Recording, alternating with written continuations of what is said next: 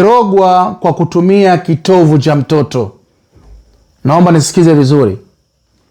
Naomba nisikize vizuri hapa. Nasema ya kwamba hivi, watu wengi wanarogwa kwa kutumia kitovu cha mtoto.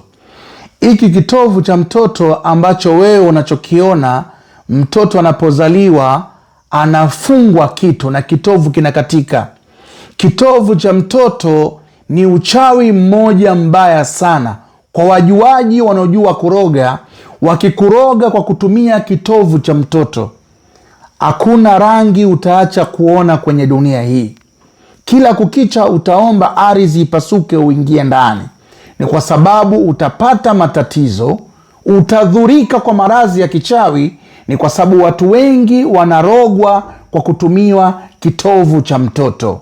Kuna mtu anaumwa na maradhi kwenye mwili wake, ukimwangalia ana dalili zote za ukimwi, yaani ana dalili zote za ukimwi, lakini akienda hospitali anaonekana yeye ana HIV.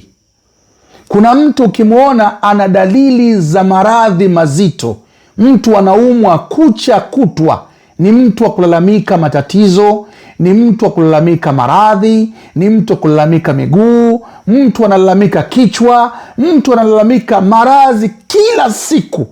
Ikifika jioni mtu anaumwa na maradhi, ikifika asubuhi ni mzima. Kuna watu wakifika asubuhi wanaumwa na maradhi, lakini usiku ni mzima. Kuna watu wamefukuzwa kazi, ni kwa sababu ya uchawi.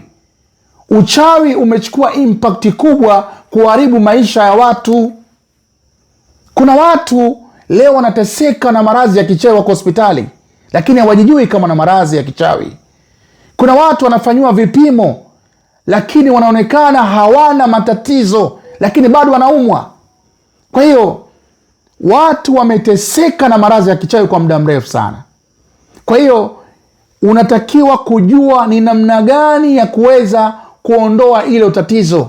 Kama wewe unapungukiwa damu kwenye mwili, yaani mwili wako unapungukiwa damu na haujui damu unakwenda wapi. Kuna watu wanateseka sana katika jambo zima la mtu kupungukiwa damu. Yaani mtu anaongezewa damu, lakini baada ya muda damu yake haijulikani inapokwenda.